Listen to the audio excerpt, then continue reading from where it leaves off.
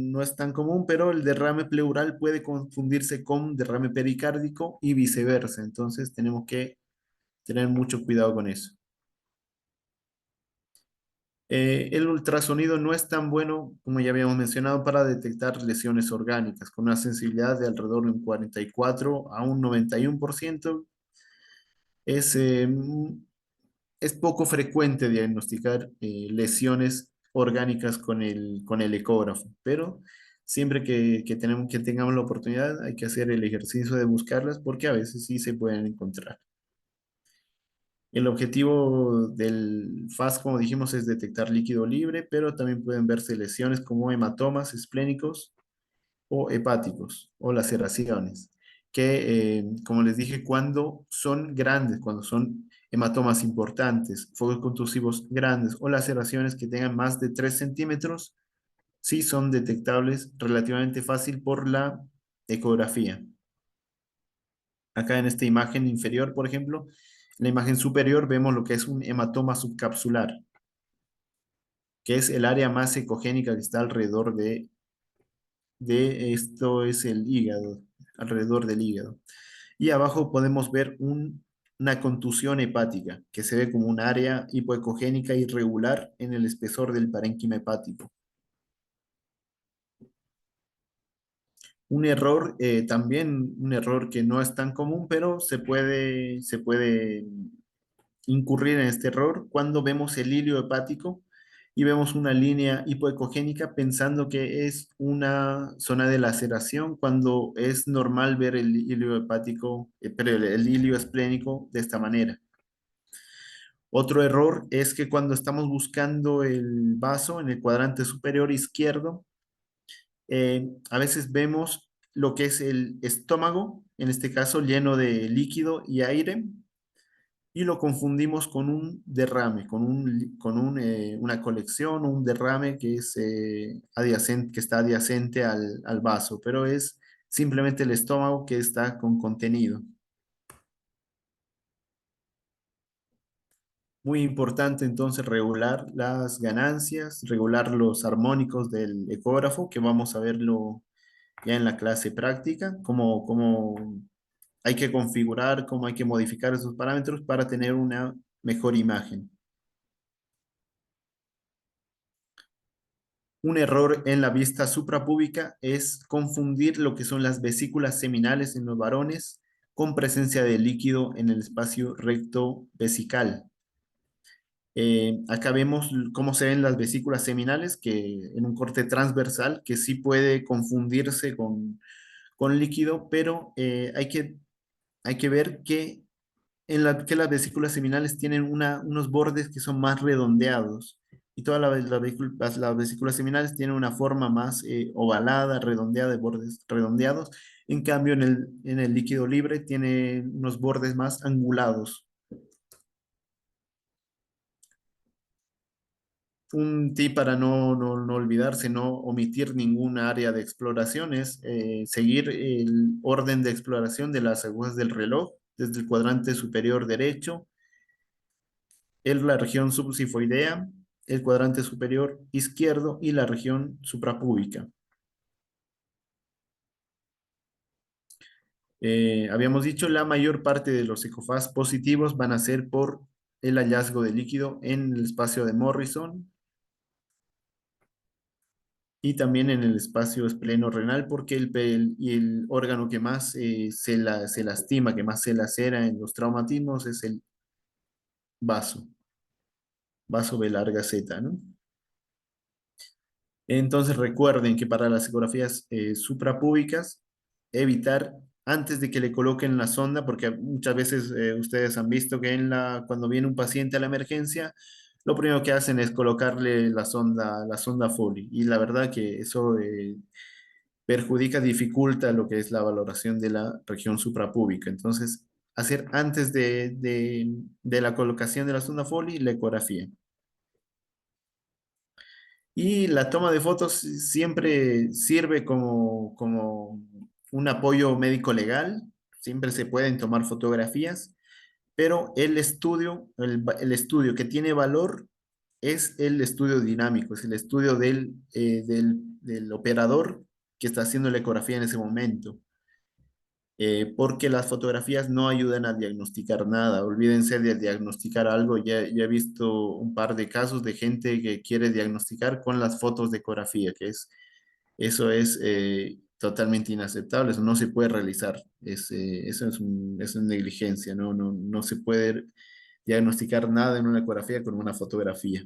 Si uno tiene dudas, tiene que volver a realizar la ecografía. Otro tip entonces también es que debemos completar cada región antes de pasar a la siguiente y de que tenemos que evitar el apuro, a pesar de que el estudio se llame FAST y que deba realizarse rápido. Debemos hacerlo con calma porque lo que estamos viendo va a ayudar a determinar la conducta que se va a tomar con ese paciente y que puede ser una conducta quirúrgica o un tratamiento conservador expectante. Muchas veces cuando uno está en la emergencia eh, y está ante la presencia de los cirujanos y traumatólogos haciendo el ECOFAST, apenas uno empieza a hacer el estudio y ya le preguntan a uno, ¿y cómo es? ¿Que tiene líquido o no tiene líquido? Y la verdad que conviene tomarse el tiempo. Hay que tomarse el tiempo, no se puede acelerar. Esto es algo que es muy delicado y que necesita un poco de paciencia también para realizarse de forma adecuada.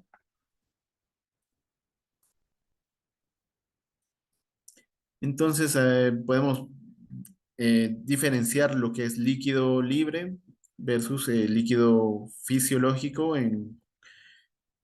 bueno, líquido patológico sería en realidad cuando estamos hablando de casos de ascitis, casos de insuficiencia cardíaca, en la presencia de tumores malignos también que pueden generar líquido libre cuando hacen implantes peritoneales, especialmente como los tumores de ovario, por ejemplo.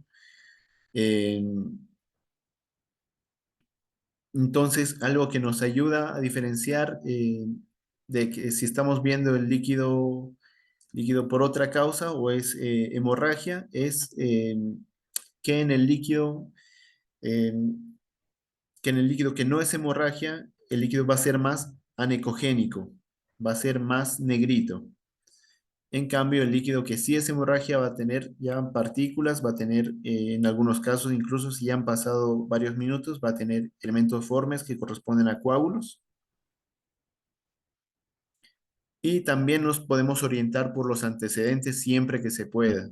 A veces llegan pacientes que no tienen antecedentes, no pueden comunicarse, entonces eso ya en ese caso no, pero en el resto de los pacientes siempre que se pueda evaluar los antecedentes, eh, principalmente respecto a patiopatías crónicas, que son las que más causan líquido intraperitoneal, que es la citis. Podemos ver también valorando el hígado, si tiene signos de patopatía crónica, viendo cómo está la piel, si hay signos de circulación colateral.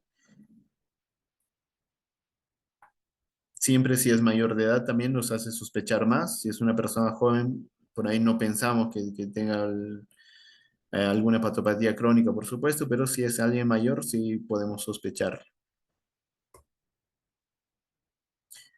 Muchas veces entonces, como decíamos, la evolución de la hemorragia. Al principio la sangre se va a ver anecogénica, se ve un gris negro, un gris oscuro.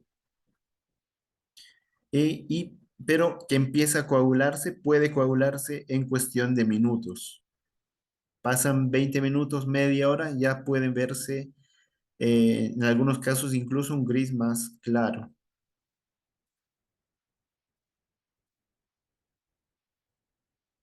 Y cuando empieza la sangre a organizarse, empieza a coagularse, muchas veces toma el aspecto de los órganos adyacentes, de los órganos abdominales, como ser el intestino, o si está alrededor del vaso o el hígado, puede ser similar a estos, el color, la ecogenicidad en el ecógrafo, pero con un poco de práctica sí se puede diferenciar. Y posteriormente, pasadas las 12 a 48 horas, luego de lo que es la fibrinólisis, el líquido otra vez vuelve a ser anicogénico. Otra vez vuelve a adoptar un color gris oscuro o negro, ¿no? Eh, Acá en la imagen inferior tenemos derrame pericárdico, en el cual han pasado 15 minutos y ya derrame pericárdico en el contexto de trauma, un hemopericardio, estamos viendo un hemopericardio, que ya han pasado 15 minutos, entonces tiende a coagularse y adoptar este color que es gris claro. Acá en la foto del medio vemos ya un color gris oscuro particulado, como un color granulado. Esa es la característica de la sangre. En la grasa perirrenal vemos que en algunos pacientes, principalmente cuando son gorditos, puede producirse lo que, o sea, es el área que está, el área ecogénica que está entre el hígado y el riñón, se ve más gruesa también, entonces puede hacernos confundir en algunos casos. Cuando solo es grasa perirrenal, puede hacer confundir que sea un hematoma en el espacio de Morrison ya parcialmente organizado.